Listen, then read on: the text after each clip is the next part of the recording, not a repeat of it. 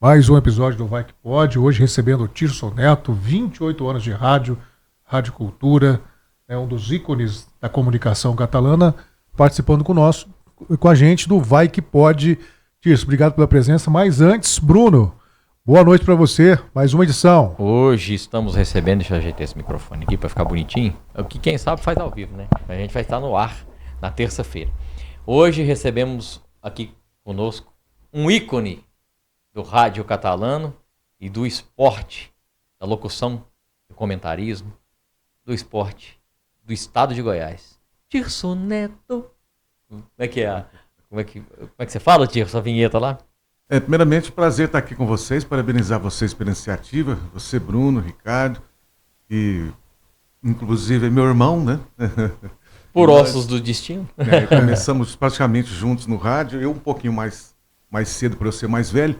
E rádio é uma paixão, né, rapaz? A gente começa brincando, né? Eu sempre falo isso, toda vez que eu vou dar entrevista, eu falo, a gente começa imitando as pessoas, a hora que você vê, você já está trabalhando de carteira assinada. Impressionante, né?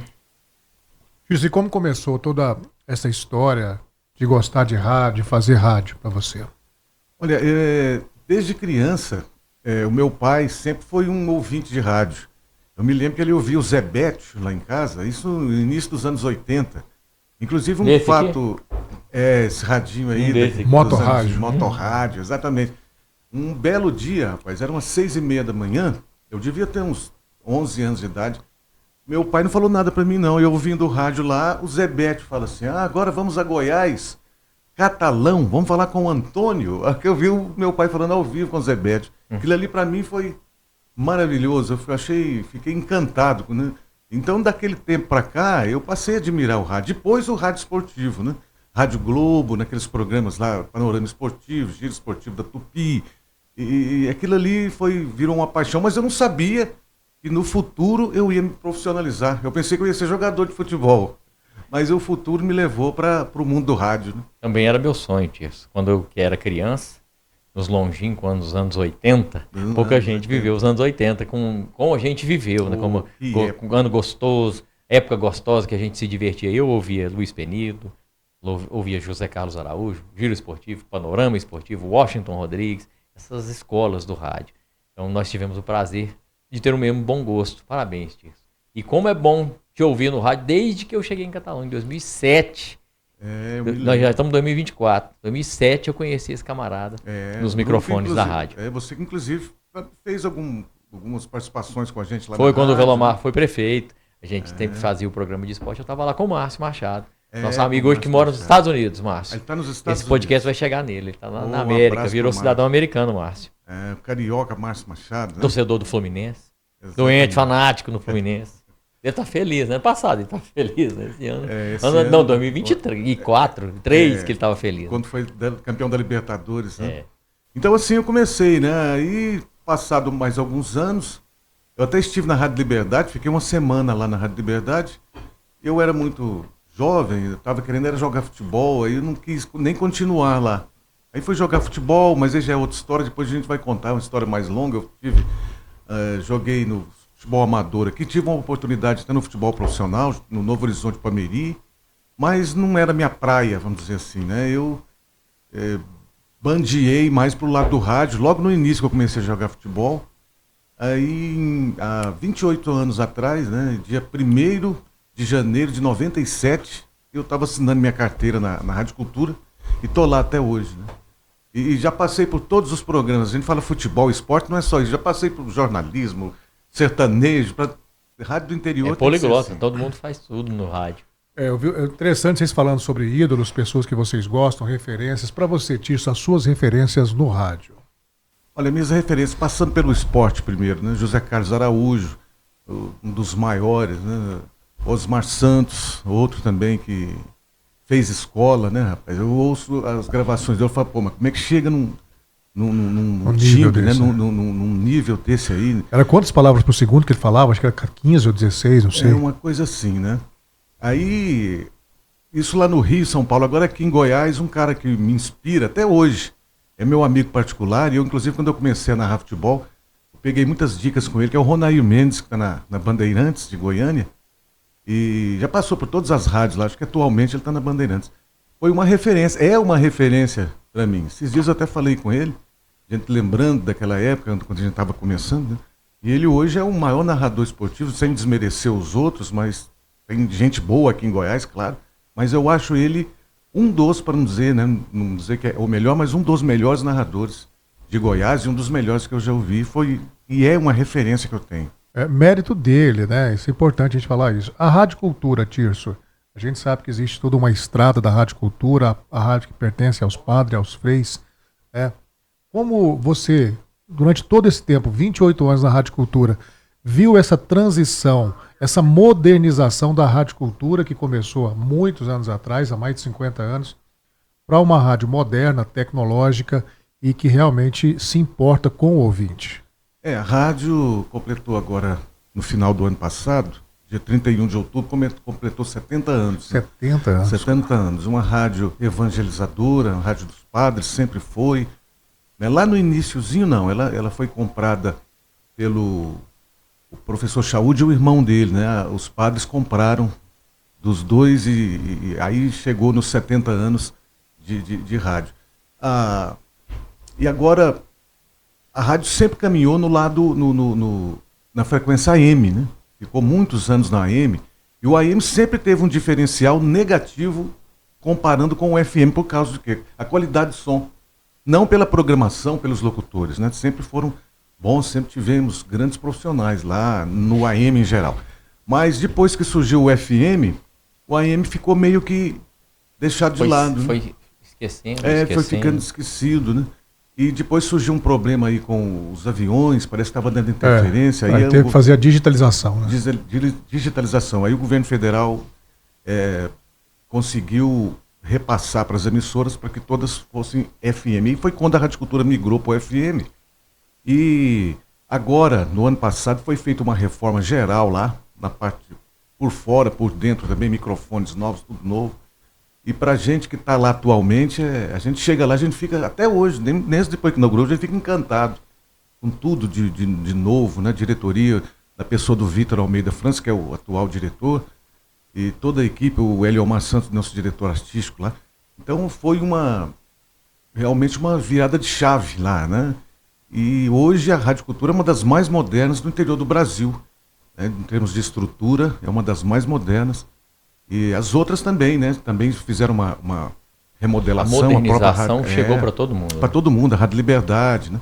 A Sucesso também, que agora, se não me engano, está com nova direção. Então, o rádio aqui em Catalão, ele é muito valorizado, né? Ele está numa fase muito boa, porque depois que surgiu a internet, muita gente fala, o rádio vai acabar, que nada. Ao contrário, a internet que está se adaptando ao rádio, né? E vice-versa. Então, hoje a Rádio Cultura é uma rádio muito moderna e eu estou orgulhoso de fazer parte do quadro de locutores. Ô Tirso, vamos falar um pouquinho do futebol. Por falar em transmissões do futebol, a Rádio Cultura tem planejamento de voltar a transmitir o goiano, como foi sempre. A gente sente falta da sua voz no rádio, na transmissão, principalmente do craque. Falar em craque tem que falar em Tirso Neto, falou em Tirso tem que falar em craque. Quando você diz aí, eu me lembro também do Jota de Oliveira. O Jota, nosso saudoso Jota. Eu até participei de um documentário que foi feito recentemente pelo Nave, pelo Robson. Robson Macedo e o Nave Leão fizeram um documentário, o Nave fez de 67, quando o craque foi campeão, e agora fez de 2004. E no documentário eu cito o nome do Jota, para dizer que é um referencial da crônica esportiva, no que diz respeito ao craque. Ele sabia tudo do craque, né? E eu também entendo algumas coisas, sei de algumas coisas, participei efetivamente de alguns momentos históricos do craque, quando esteve em Santos disputando, o único time do interior que disputou a terceira fase de uma Copa do Brasil foi o craque, né? A gente teve lá na Vila Belmiro, e para mim foi inesquecível. Então são essas passagens que não tem preço, né? Não tem preço que paga isso, não. Isso a gente lembra com tanto orgulho, com tanto prazer. E atualmente a direção da emissora achou por bem não transmitir mais futebol, já há cerca de 5, 6 anos, e não está mais transmitindo, mas fica sempre uma expectativa que, se voltar, a gente está lá para contribuir. Vamos falar um pouquinho de narração também. Como é que é a técnica para narrar o rádio? A gente sabe que a TV ele é um pouco mais cadenciado, mais tranquilo. Agora o rádio não. O rádio, você se torna, com a sua voz, os olhos de quem está ouvindo. Como é todo esse trabalho realizado pelo narrador de rádio? Quando eu comecei a transmitir, a narrar jogos, eu ouvia muitas pessoas, sabe? Eu ouvia muita gente boa. O próprio Ronair, né? Ouvia muito ele e outros também, sempre dando conselhos pra gente. Um deles é assim, eles sempre falaram assim, você tem que sempre falar onde a bola está. Se ela está no bico da grande área, se está lá no sistema de defesa, está na esquerda, tem que explicar onde a bola está para o ouvinte se situar. E procurar não errar nome de jogadores também, estudar primeiro o nome do time. Isso aí a gente vai aprendendo com o tempo, vai errando também, né? No início eu errei muito, aprendi muito, com o tempo eu fui desenvolvendo, fui me soltando e tive grandes momentos, né? E a torcida sempre lembra daqueles momentos, né? Que eu narrava jogos do craque. E a gente vai aprendendo aos poucos, né? Eu sempre falo isso, até conversei com um colega meu que está começando agora no rádio esportivo, eu falei, você não preocupa com erro, não preocupa com crítica, não. Você vai aprendendo no ar. Não tem esse negócio de treinando em casa. Tudo bem, pode treinar, mas você aprende no ar com a luzinha acesa, você erra, mas daqui a um ano você vai ver, se compara de um ano para o outro, você vê o tanto que você evoluiu. Você acredita que uma das impressões digitais do narrador são os bordões? Os bordões também são muito importantes. E eu detesto locutor que copia bordão de outros locutores. Eu acho muito falta de criativo, antiético, né? Eu criei os meus. Deselegante, né? Deselegante. Eu criei os meus no giro do tempo, quando sai o gol. Eles são meus, eu falo, não, esses aqui eu posso bater no peito e dizer, eu criei, né? As pessoas repetem na rua porque eu criei. Eu acho muito importante, isso é fundamental para quem está trabalhando, para quem vai começar no rádio. É demais para o meu coração, né? Ele, como eu falei, ele é uma escola. É prazeroso te ouvir no rádio. Vocês vão falar do Goianão? Nesses quantos anos de Goiânia já transmitindo? Desde 97, né? Eu era repórter de campo. Eu fazia o time adversário, o Jota de Oliveira, nosso saudoso Jota, fazia o craque. E foi o tipo que disse como eu fui aprendendo, né? Eu ouvindo muito, lá em cima, lá na cabine, lá embaixo com o Jota, eu fui prestando atenção e tal. Aí a gente começou desse jeito. E quando o craque foi campeão, inclusive, eu era repórter do time adversário, o Jota fazia o craque, lá em cima o Silva Júnior era o narrador, Zé Borges e o Francisco de Assis nos comentários, Cláudio Lima era o dono da equipe. Aí a gente vai lembrando, Antônio Carlos, Ricardo Nogueira, tinha a nossa equipe. A gente vai falando e vai lembrando da turma, inesquecível, né? Desses tantos anos já de viagens pelo estado de Goiás, qual a viagem que foi mais perrengue de todas, que vocês, a equipe de rádio que você fazia parte, que mais te marcou, que mais te chamou a atenção? Essa viagem foi cansativa, foi problemática? Alguma nessa história? Olha, várias, né? Várias histórias. Teve a de Santos, que para mim só teve coisa boa. A de Santos, que o craque ainda trouxe um ponto de lá, né? Foi empate na Copa do Brasil. O do Benhur, zagueiro. O dia que eu conheci o Luciano do Vale, tive a honra de conhecê-lo, né? O Silva Júnior terminou o jogo, ele estava fazendo para outra emissora, aí terminou, a gente estava reunido para ir embora, ele, vamos lá na cabine para a gente conhecer o Luciano. Tem como a gente chegar lá? Tem. A gente andou no corredor lá e demos de cara com o Luciano do Vale. Aí tiramos foto, né? Eu falei para ele que acompanhava ele desde 82 na Copa do Mundo. Ele falou, parabéns pelo craque, parabéns pelo time. Nunca esqueço. Agora teve outra que essa é longa, uma viagem longa. E essa eu falei, não, realmente dessa vez a gente foi de carro para Mato Grosso, lá em Alto Araguaia, para lá de Mineiros. Você passa, Mineiros é a última cidade de Goiás, né? Aí depois Jataí, Rio Verde, Mineiros. Você atravessa Mineiros, chega em Alto Araguaia, lá no Mato Grosso. O craque jogou lá numa série D do Brasileiro, nem me lembro mais o resultado.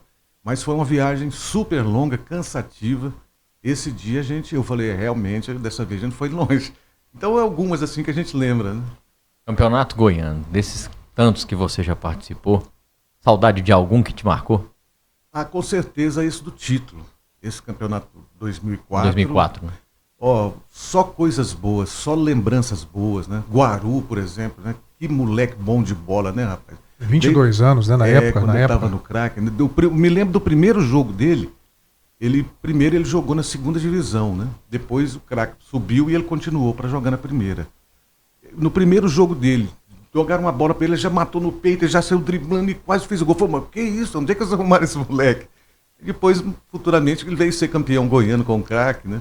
Então foi grandes momentos. Aquele jogo da final com o Vila foi marcante. Aquele jogo foi marcante, né, rapaz? Ele foi inesquecível, a gente vai contar para os filhos, para os netos. Como o pessoal de 67 tem história para contar, a gente tem 2004 para contar, né? Eu não morava em Catalão, eu mudei para Catalão em 2007, mas eu acompanhei. Você não estava, perdi essa grande oportunidade, mas eu tenho saudades do craque da Série C de 2007. Aquele time de 2007 que quase subiu. Vocês lembram? Lembra, Ricardo? Que a gente teve que jogar em Tumbiara? Depois em Uberlândia. Em Uberlândia. Foi tirada a vaga do craque nesses jogos que o craque não fez no Genervino. Foi só isso. Exatamente. Você lembrou bem aí.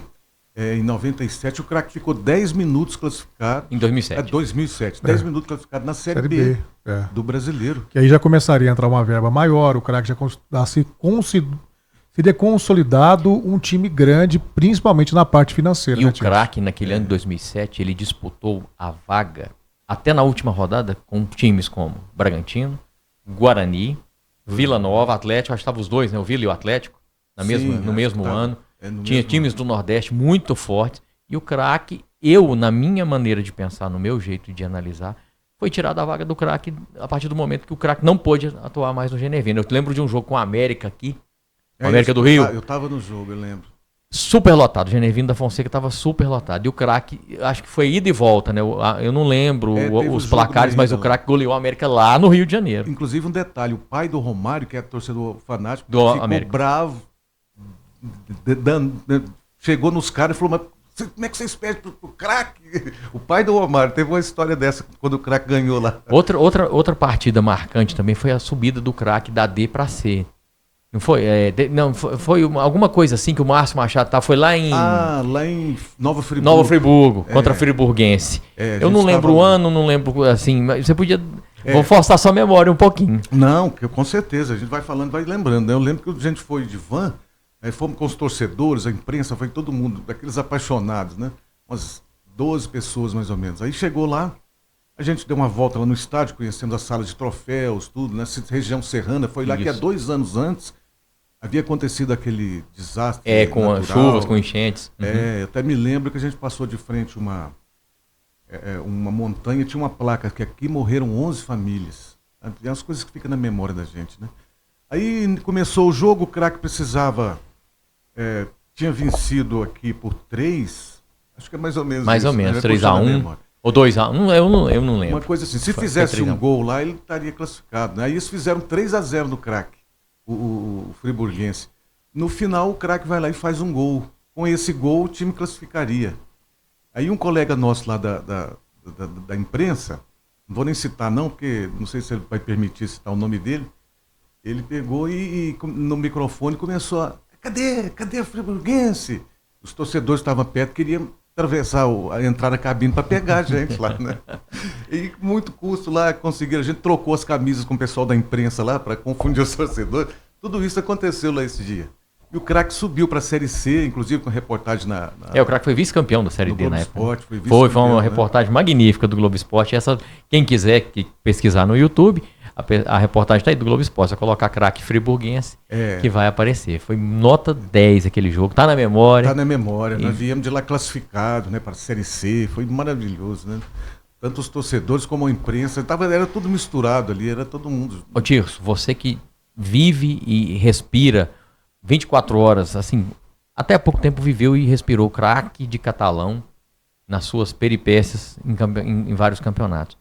Você já viveu algum momento mais conturbado dentro de Catalão com a torcida, vendo, você não, mas você presenciou torcida e craque em algum momento de animosidade, de fúria?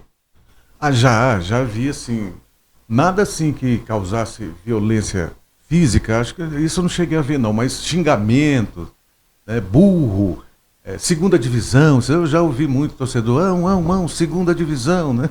Já vi isso muito lá. Agora, violência mais acentuada, assim, coisa mais... Revolta maior da torcida nunca aconteceu em Catalão. Catalão é uma cidade pacífica.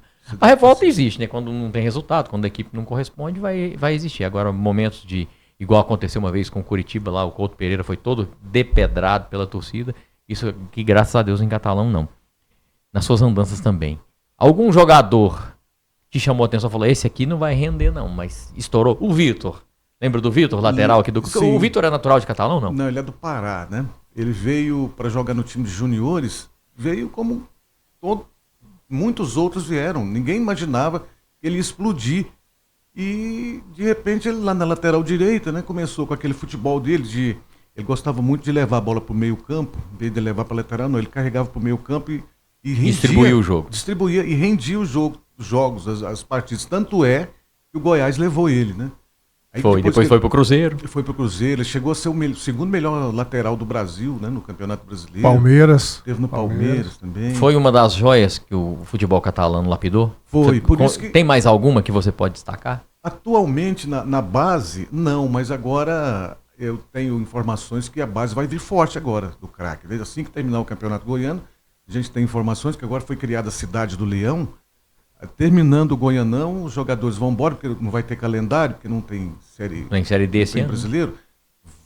Eles vão reforçar as categorias de base, atletas de Catalão, atletas do Brasil que vão vir, vão ficar hospedados lá. Então, quer dizer que agora a base vai vir forte. Eu tenho certeza que devem aparecer 2 ou 3 ou 4 jogadores. Você acha também que Catalão merece um destaque no futebol feminino? Merecia? Merecia. Tem muitas atletas aqui em Catalão, né, que jogam futebol. E agora está ficando muito forte o futebol, né? Então, a CBF criou os campeonatos brasileiros. Tem um calendário né? inteiro agora, né? Então. De estar aí uma oportunidade para as meninas, inclusive, que estiver acompanhando a gente, tiver interesse, para agora olhar com mais carinho, ir atrás cobrarem do da sonho, diretoria, né? Do craque, né? Porque o craque é um bem da cidade de Catalão. Por que não ter um futebol sub-20? Tanto é porque o Trindade está na copinha, não está? Está na copinha, foi eliminado, mas ele Então estava na copinha, eram os 3 da capital, Goiás, Atlético e Vila, acho que só Goiás deve ter passado. Classificou. E o Trindade, que acho que nem na segunda divisão tá do Goiano. Pois é, o Trindade acho que não está. O Trindade acho que não está nem na segunda divisão do futebol goiano e tem um time sub-20 de juniores disputando a Copa São Paulo, que ali lapida vários diamantes ali. Exatamente. Então as categorias de base, não só do craque. Eu acho que o Olaria também devia olhar mais para essa categoria de base. Estádio, tem a escolinha, tem a estrutura lá. Botar um time sub-20, começar a disputar mais campeonatos. Eu acho que o futuro do Olaria, hoje vamos falar do futebol amador, deveria ver com os olhos da Becate. Eu acho que o Olaria merece, Catalão merece um segundo time. Merece e comporta, porque a Anápolis tem 3. E 3 times que, você vê, o Grêmio Anápolis já foi campeão goiano. Foi campeão goiano. Campeão goiano. A Anapolina sempre fez time forte. O Anápolis vem com um time muito bom. Vai pra Série C agora. Vai pra Série C, vai jogar a Série C. O Anápolis, que hoje deve ser o dobro de Catalão, tem 3 times. Catalão merecia um segundo time. É verdade. E o craque chegou num ponto, outra coisa que eu sempre falo também, o craque chegou num ponto da sua história que não tem como mais acontecer igual aconteceu com o Pires do Rio, com o Piracanjuba, Novo Horizonte, que está tudo parado, né? O craque não tem, porque pelo o nome que tem o craque, pelo que já conseguiu, o craque é um time histórico.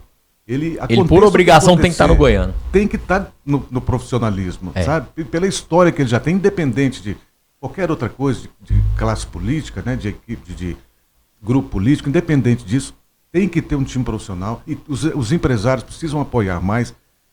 Desvincular um pouquinho da verba da prefeitura, tem que ter, mas que não seja tão exorbitante o valor, que as empresas façam esse papel, né, de injetar dinheiro. Você acha que o craque tem tudo para caminhar para uma SAF? Alguém adquiriu o craque? Como foi? A Portuguesa foi adquirida há pouco tempo. Foi um valor. O Bragantino já tem um pouco tempo. A Portuguesa é recente. E a Portuguesa vai vir forte para uma Série D e para um Paulista. Vai estar disputando a Copinha, a Portuguesa de São Paulo. E reformaram todo o Canindé. E eu acho que... Você acha que o futuro é o craque virar um clube empresa? Eu acho que sim. Eu acho que não só o craque, mas a maioria dos times. Mas desde que seja uma coisa bem planejada, uma coisa bem organizada, né? Você não pode dizer assim, SAF vai lá, comprou. Não é assim. Tem que ter toda uma estrutura para que... o patrimônio do clube possa ser entregue a empresários. Mas eu vejo de uma forma positiva. Está aí o exemplo do Botafogo, né? Quantos anos que não conseguiu um título. Se não fosse a SAF, não tinha conseguido. Com certeza, o Cruzeiro, do jeito que está contratando, se não fosse SAF. Eu acho que no nosso país hoje, só Flamengo e Palmeiras, que ainda não dependem de SAF. Os outros times todos dependem, todos estão à beira de virar uma SAF. Igual virou Fortaleza, igual virou Bahia. Eu acho que o futuro do futebol é isso. O futebol é um esporte muito caro. A gente fala do futebol, mas o futebol em si é muito caro, não é, Ricardo? Com certeza. E a modernização do futebol goiano é muito interessante. Por exemplo, o Pita escolheu com que Goiás, o nosso estado, Tirso, fosse o primeiro estado a ter o reconhecimento facial com os ingressos. Hoje você faz um cadastro e nesse cadastro você faz o reconhecimento facial para entrar nos estádios. Eu concordo plenamente. Mas tem que ser feito paulatinamente, tem que ser feito aos poucos. Porque se você bota uma obrigatoriedade para o cidadão que às vezes não sabe nem mexer no celular, não sabe nem entrar numa rede social, e é fã, que ama o futebol, ama o craque, ama o esporte, ama os clubes goianos, ele tem que fazer um reconhecimento facial para poder comprar o seu ingresso online, para poder entrar no estádio. Sendo que essa pode ser, e segundo está sendo, é a única maneira para se entrar nos estádios, eu acho muito precipitado. Tem que ser feito aos poucos, mostrar primeiro, fazer uma campanha de marketing mostrando como é feito, como o cidadão pode fazer para poder fazer o seu cadastro. E você é também a favor dessa modernidade, mas aos poucos, ou você acha que realmente os estádios ficando vazios, o cidadão vai perceber que precisa cadastrar para apoiar o seu time? Qual que é a sua opinião? A informatização, Ricardo, ela é um caminho que não tem mais volta. Tudo na sociedade está sendo informatizado. No futebol não é diferente. Eu sou totalmente a favor de informatizar, de todo mundo entrar, todo mundo online, aprender a mexer, né? As pessoas mais velhas, inclusive, os parentes mais jovens possam ensinar o neto, o filho, ensinar para a pessoa aprender, porque é um caminho que não tem mais volta. Inclusive o Estado de Goiás está sendo pioneiro, né? Fazendo de forma totalmente informatizado esse ingresso, está sendo pioneiro. Mas é como você disse, eu também comungo com o que você falou, lá na emissora, lá na rádio, a gente falou sobre isso essa semana. Não pode ser assim, goela abaixo, não, tem que ter paciência. Ô Ricardo, só te interrompendo isso. A diretoria do craque colocou alguma ajuda para o torcedor, principalmente os mais velhos, os torcedores mais velhos que não têm acesso à internet como a modernidade chegou de uma vez. Eles colocaram alguma equipe de comunicação ou alguma coisa assim para poder auxiliar os torcedores? Vocês estão sabendo? Não colocou porque é muito imediato. O imediatismo que aconteceu em cima disso fez com que os clubes, as pessoas ligadas diretamente não pensassem nisso nesse momento. Inclusive até uma ideia boa sua de fazer esse tipo de trabalho. A BKT fez, mas assim, disponibilizou. Mas o que acontece? Está muito em cima. Então deveria ter começado uma campanha no campeonato passado. Um ano atrás, né? Aproveitar a audiência dos últimos jogos do campeonato para poder falar, gente, prepara que a partir do ano que vem vai ser assim, assim, assim, vai estar diferente, nós vamos disponibilizar antes. Está muito em cima da hora. Eu tenho certeza que neste momento vai fazer falta o ingresso físico para entrar nos estádios. Isso é fato. Se continuar assim, o campeonato está para começar, vai ter partidas com estádios vazios. Com estádios vazios, por culpa dessa precipitação em modernizar o ingresso, transformando de físico para o digital. Mas eu acho que ainda dá tempo da federação repensar isso aí.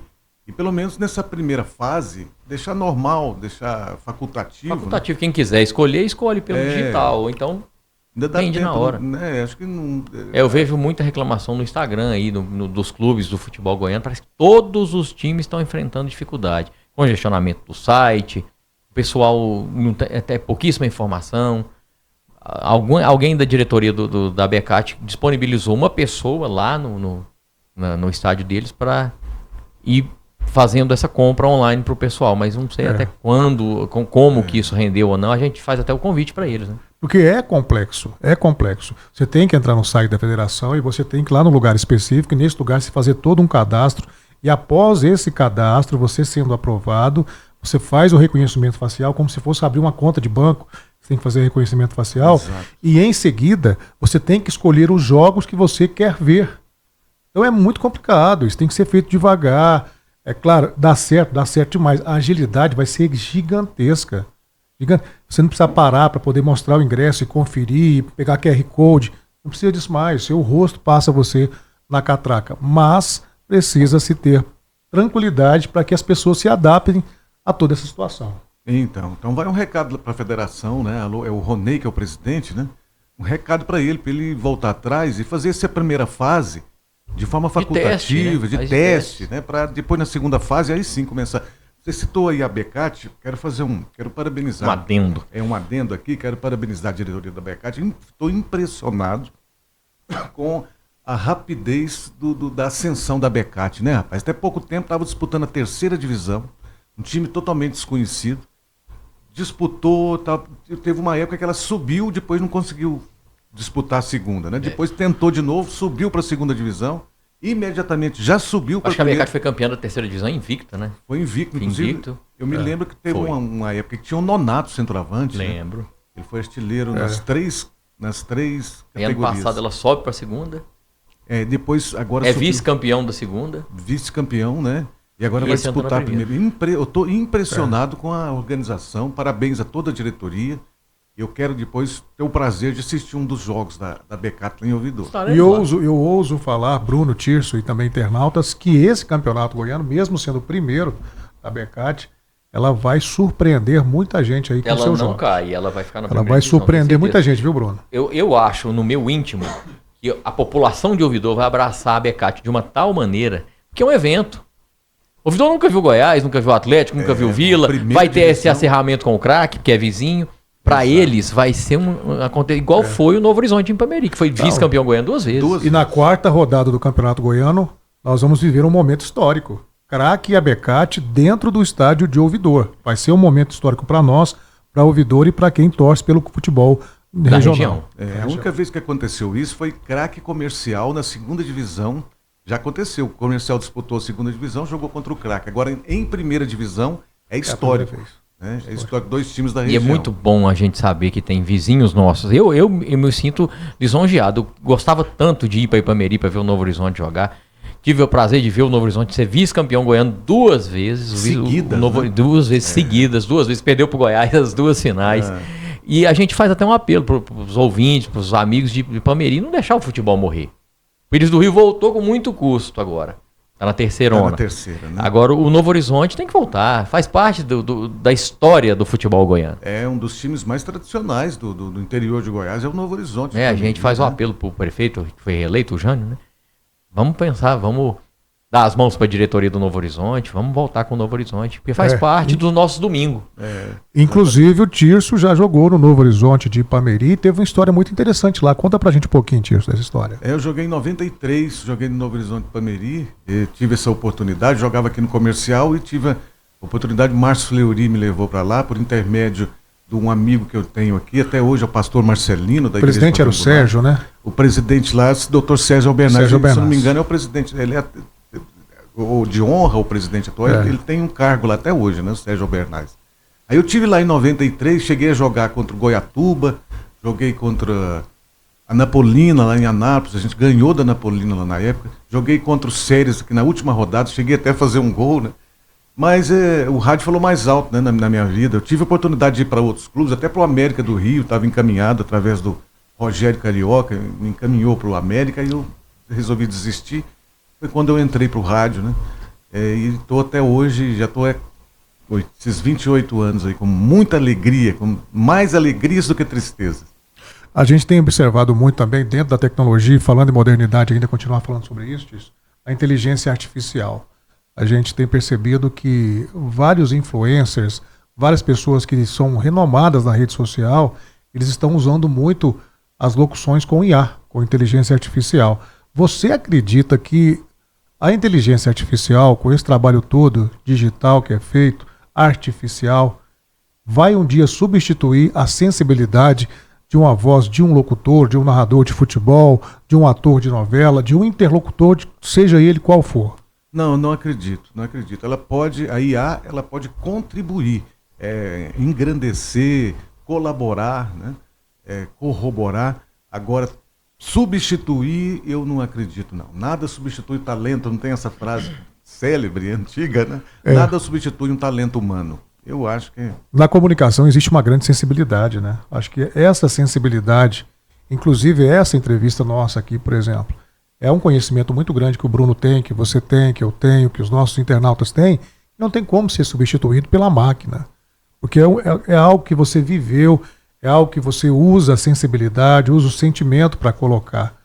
Só se for no futuro muito longe, isso possa ter, mas para isso tem que ter consciência, né? Tem que assim, ter a consciência, o arquivo mental que você guarda só seu, né? A sua, digamos, sua nuvem é só sua e você, até a mesma forma como você coloca isso para as pessoas, é uma coisa muito individual. Por exemplo, se eu fosse contar a história do crack aqui, eu ia contar de uma maneira, o Bruno ia contar de outra e você ia contar como você viveu isso presencialmente lá. Muito bom. 30 minutos já de bate-papo. O rádio, ele é apaixonante, né? E assim, Tirso, quando você começou no rádio, lá atrás, quando você começou, foi colocado em alguma saia justa, apresentar um programa, fazer uma programação ou uma locução meio que de bate-pronto que te deixou meio nervoso?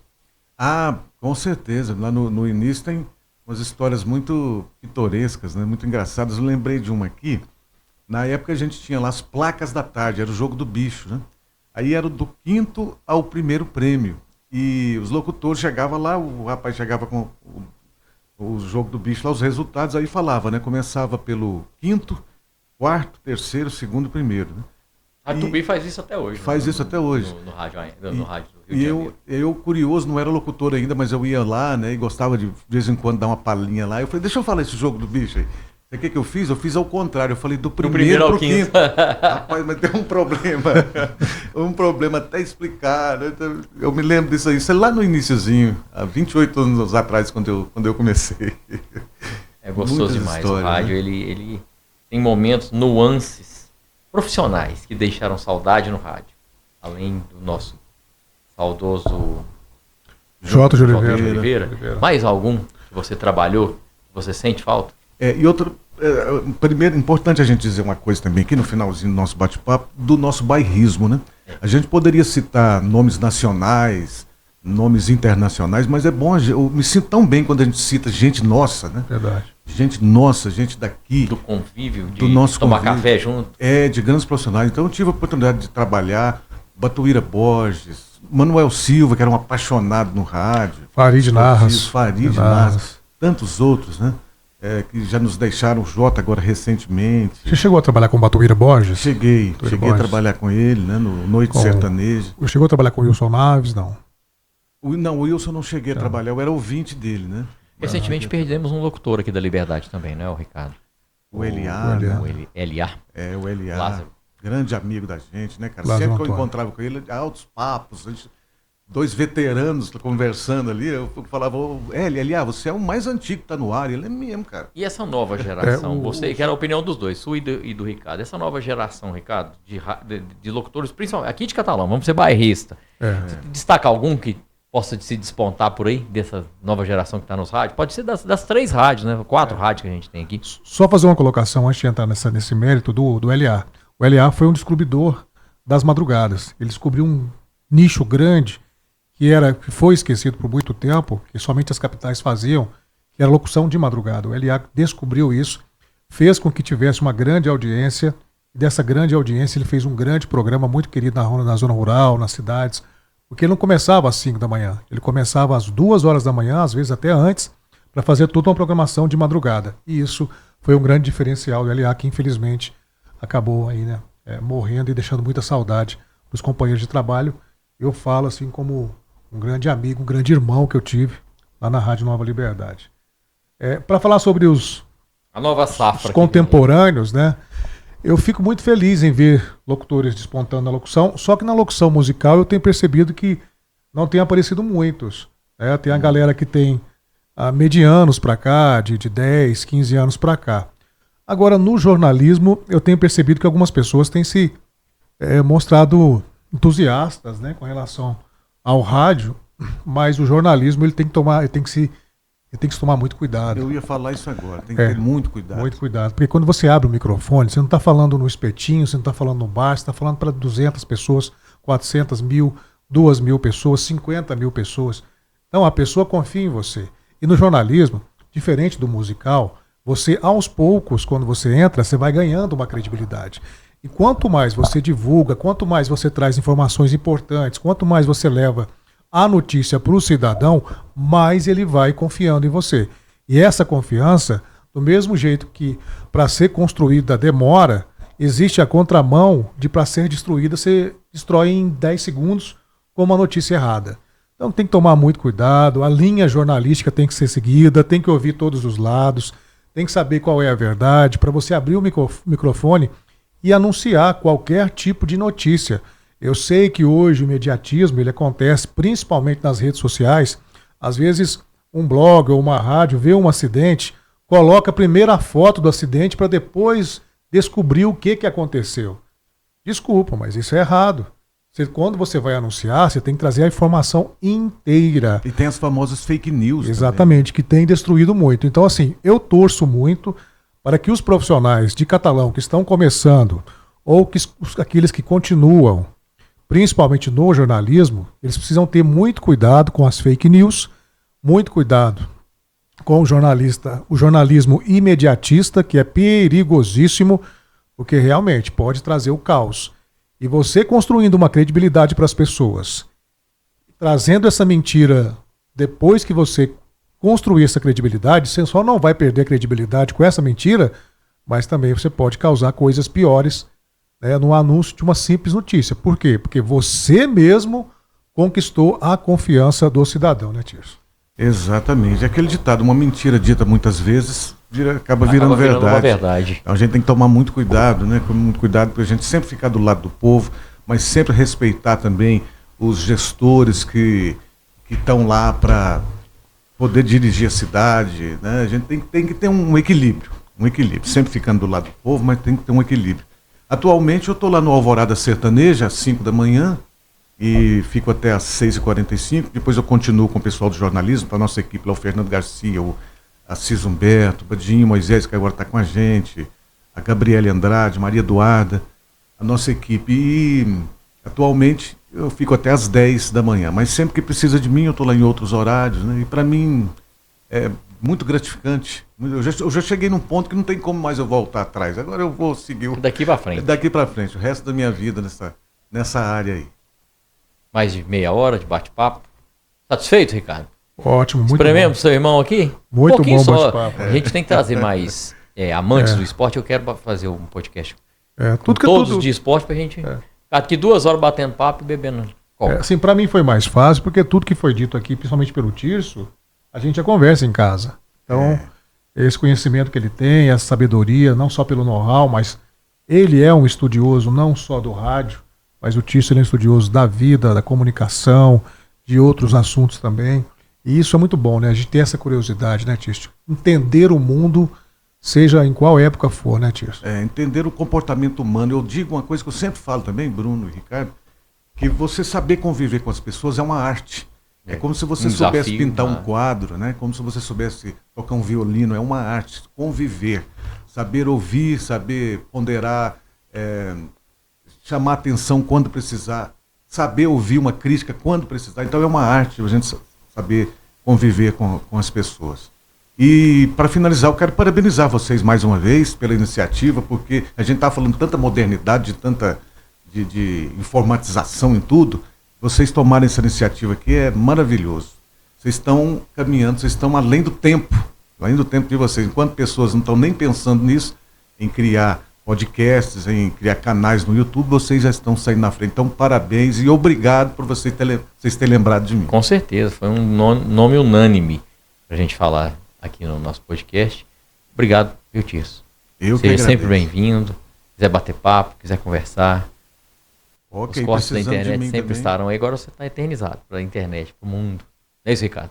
Com certeza, Tirso. Muito obrigado. Obrigado também a disponibilidade que a Rádio Cultura nos deu em ter você conosco. A gente fica muito feliz e com certeza esse sábado, não só para nós, né, que estamos gravando agora, a gente saiu com grande conhecimento, trazendo o seu conhecimento e às vezes a gente mostra a nossa generosidade, mostrando o nosso conhecimento e deixando as pessoas, né, receberem esse conhecimento. Ou seja, você entregou muito e nós recebemos muito também. Muito obrigado. Voltaire, um dos grandes pensadores, já dizia, né, posso não concordar com nenhuma palavra que você diz, mas defenderia até a morte seu direito de dizer. Eu nunca esqueci essa frase, eu carrego para minha vida. Obrigado, Encerramos com esse Tirso. grande pensamento. Obrigado, Tirso. Muito obrigado. Então encerramos por aqui o nosso episódio e até o próximo episódio do Vai Que Pode. Tchau, tchau.